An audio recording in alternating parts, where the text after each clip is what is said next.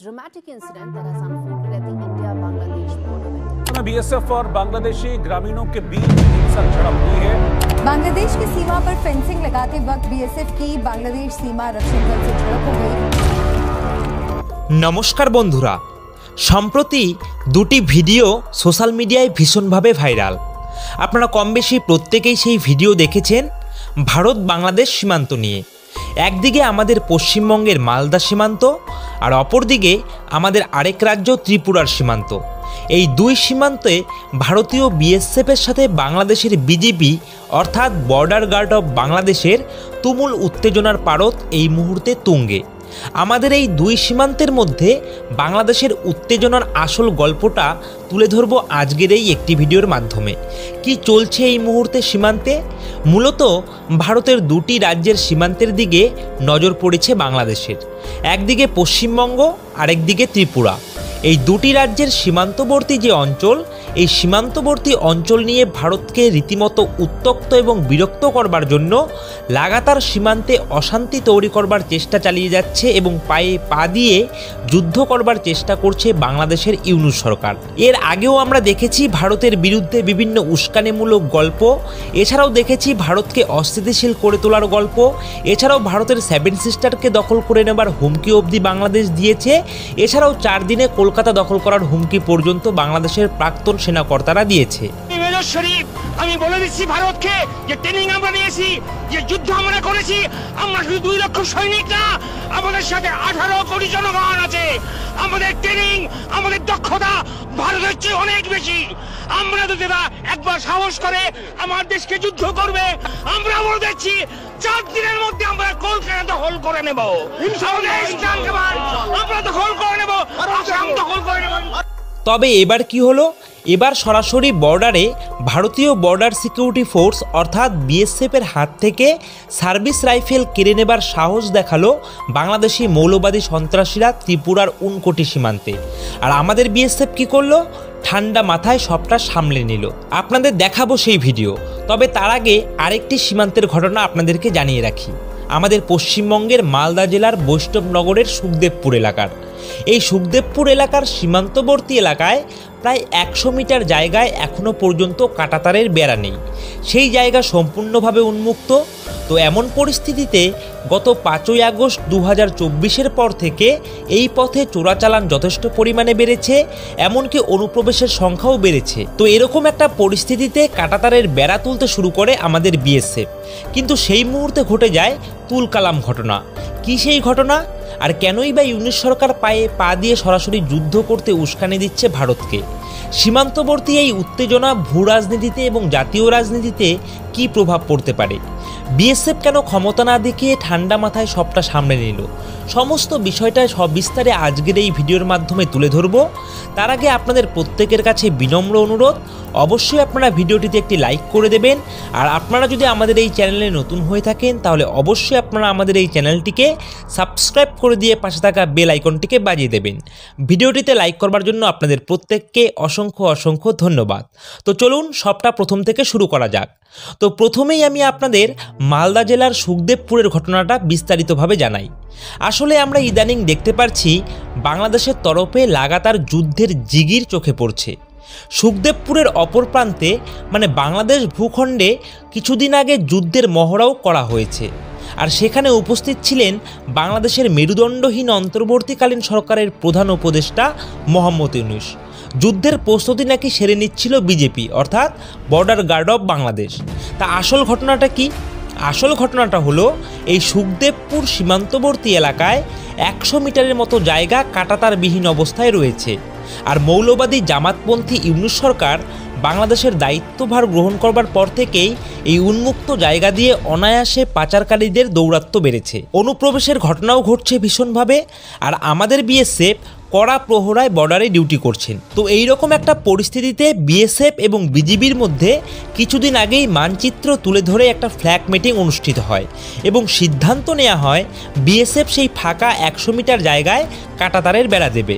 তো কথা মতো গত 6ই জানুয়ারি মঙ্গলবার সকালে বিএসএফ যখন কাঁটাতারের বেড়া দেওয়া শুরু করে, ঠিক সেই মুহূর্তে বর্ডার গার্ড অফ বাংলাদেশ অর্থাৎ বিজিবি সেই বেড়া দেওয়া নিয়ে আপত্তি জানায় এবং দুই পক্ষের মধ্যে অর্থাৎ বিএসএফ এবং বিজিবির মধ্যে বাদানুবাদ শুরু হয়। এবং হঠাৎ করেই বাংলাদেশের সীমান্ত এলাকা থেকে যারা ওই উন্মুক্ত জায়গা দিয়ে পাচার কারবার এবং জঙ্গি অনুপ্রবেশের সাথে যুক্ত, তারা তাদের বিজিবিকে সাপোর্ট করবার জন্য সীমান্তে এসে জড়সড় হয়। অর্থাৎ বাংলাদেশের সীমান্তবর্তী এলাকার যে সমস্ত গ্রামবাসীরা ছিলেন তারা এসে সরাসরি কিন্তু বিজেপিকে সাপোর্ট দিতে শুরু করে আর ভারত বিরোধী স্লোগান দিতে শুরু করে। ওপর থেকে মালদার ভারত ভূখণ্ডকে বিতর্কিত এলাকা বলে দাবি করতে থাকে বাংলাদেশের বিজেপি। আর এই খবর চাউর হতেই মালদার সুখদেবপুর এলাকার যে সমস্ত ভূমিপুত্ররা ছিলেন সেই বীরপুত্ররা কিন্তু জাতি ধর্ম বর্ণ নির্বিশেষে বিএসএফের সাথে এসে যুক্ত হয় এবং বৈষ্ণবনগরের সুখদেবপুরের গ্রামবাসীরা এসে যেভাবে বন্দে মাতরম এবং ভারত মাতা কি জয় স্লোগান তুলেছেন, বিশ্বাস করুন তাদের এই স্পিরিট দেখে, তাদের এই দেশপ্রেম দেখে আমি নিজেকে গর্বিত মনে করছি। জাত পাত বর্ণ ধর্ম না ভেবে সবাই এসে যে লড়াইটা লড়েছেন সেদিন, সত্যি কুর্নিশ জানানো প্রয়োজন।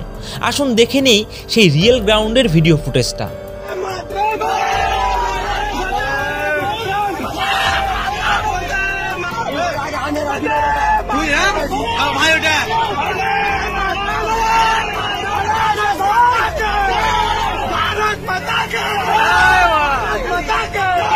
দেখলেন কিভাবে ভারতের বীরপুত্ররা বিএসএফের সাথে তালে তাল মিলিয়ে বুঝিয়ে দিলেন দেশের জন্য আমরা সবাই এক, আগে দেশ পরে ভেদাভেদ। আজ যেভাবে মালদা জেলার বৈষ্ণবনগরের সুখদেবপুর এলাকার মানুষরা যে লড়াইটা লড়েছেন, এটা জাস্ট ট্রেইলার ছিল। পিকচার আভি বাদবাকিটা আপনারাই কমেন্টে লিখুন, আমি জানি আমার বলবার প্রয়োজন পড়বে না। আর এরপরেই কিন্তু বাংলাদেশের বিজিবি তাদের মৌলবাদী গ্রামবাসীদের নিয়ে বাংলাদেশের দিকে পলায়ন করে, কারণ তারা অবস্থা বেগতিক দেখে প্রাণ ভয়ে পিছু হটার সিদ্ধান্তটাকেই শ্রেয় বলে মনে করে। তারপরে অবশ্য বিএসএফ ওই ফাঁকা 100 মিটার জায়গায় কাঁটাতারের বেড়া দেবার কাজ কিন্তু সম্পন্ন করেছে। তো এই গেল প্রথম ঘটনা। এবার আসি দ্বিতীয় ঘটনায়। দ্বিতীয় ঘটনা কি?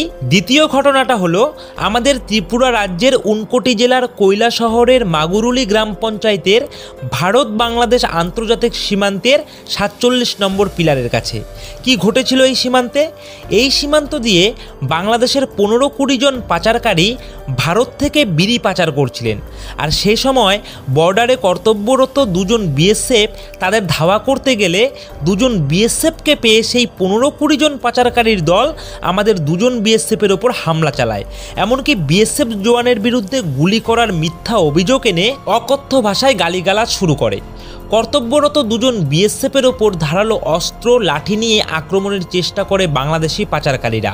সে সময় অবশ্য সেখানে একজন বাংলাদেশের বিজেপি সদস্য উপস্থিত ছিলেন, কিন্তু তার সামনেই বাংলাদেশি পাচারকারীরা বিএসএফের বন্দুক ছিনতাই করার চেষ্টা চালায়। আর এই সব দেখেও বাংলাদেশের বিজেপি তাদের না আটকিয়ে ভারতীয় জওয়ানদের উল্টে বোঝানোর চেষ্টা চালিয়ে যাচ্ছিলেন যে বিএসএফ নাকি বাংলাদেশ সীমান্তে ঢুকে পড়েছে। দেখুন সেই ভিডিওটা আপনারা একবার নিজে চোখে।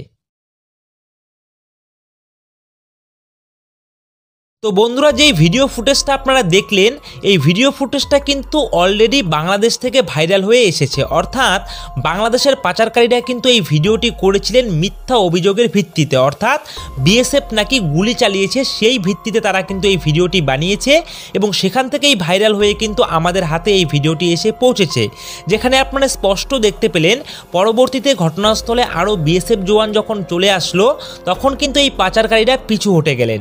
তাহলে বুঝতেই পারছেন পাচারকারীদের উদ্দেশ্য কি ছিল। যে পাচারকারীরা বিএসএফের বন্দুক ছিনতাই করবার চেষ্টা করতে পারে তারা যে নিঃসন্দেহে মৌলবাদী জিহাদি সন্ত্রাসী, একথা বলতে আমি কিন্তু কুণ্ঠাবোধ করছি না। তবে সবশেষে একটা বড় প্রশ্ন কিন্তু থেকেই যাচ্ছে যে বিএসএফরা কেন কোনো স্টেপ নিল না এই দুটি ঘটনার পরিপ্রেক্ষিতে, কেন তারা চুপচাপভাবে সবটা মেনে নিল। দেখুন, এবারে এই যে লাগাতারভাবে এক এক করে একই দিনে দুই সীমান্তে গণ্ডগোল, এটা কিন্তু এমনি এমনি হয়নি।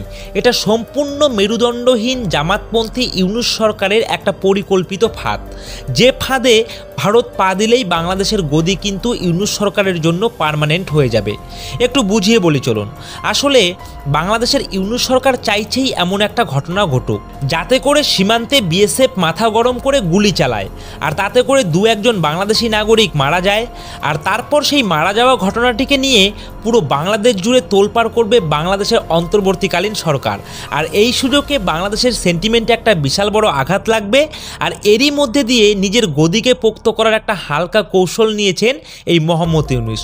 আর সেই সুযোগকে কাজে লাগিয়েই পাকিস্তানের সাথে হাতে হাত মিলিয়ে ভারতকে কোণঠাসা করবার জন্য একটা জাতিসংঘে চাল চালতে পারে।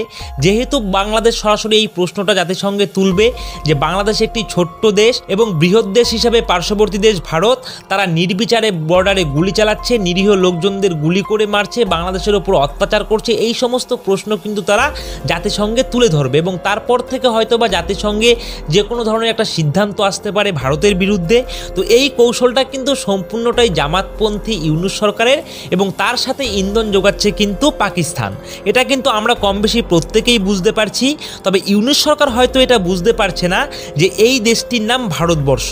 এখানে কূটনীতির গুটি সাজায় এস জয়শঙ্কর এবং অজিত দোভালের মতো ব্যক্তিরা, আর শেষের চালটা চালে আমাদের প্রধানমন্ত্রী নরেন্দ্র মোদী।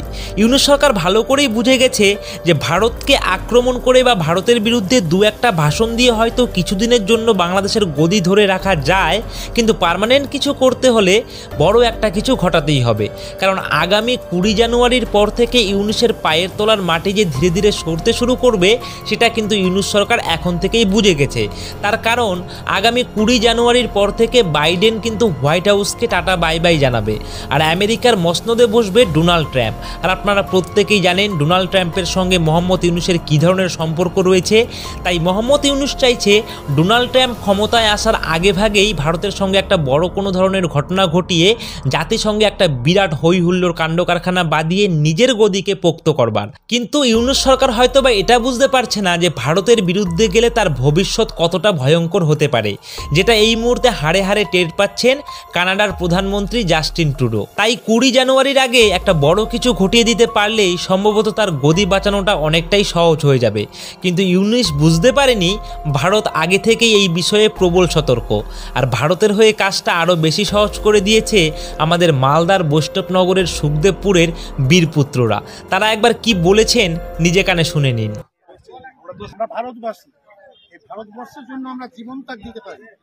এই ভারতবর্ষকে নিয়ে অনেক কিছু হয়েছে, কিন্তু আর কিছু আমরা বরদাস্ত করব না। এই ভারতবর্ষকে আমরা একতা হিসাবে সবাই আছি, এখানে আমাদের কোনো জাতিভেদ নেই। এখানে আমরা সবাই উপস্থিত হয়েছি, সুখদেবপুর গ্রামবাসী তথা এলাকা যত আছি আমরা। আগে বাংলাদেশ তো দূরের কথা, আগে আমাদের এই একটা গ্রামের মধ্যে যে আমাদের জনসাধারণ আছে তাদেরকে পরাস্ত করুক, তাহলে ভাববো তারা করি। ওই কলকাতা, দিল্লি, মুম্বাই সব হাজির করবে আমাদেরকে নিয়ে, আমাদেরকে জড়াই করবে, এটা কিন্তু মেনে নেওয়া যায় না।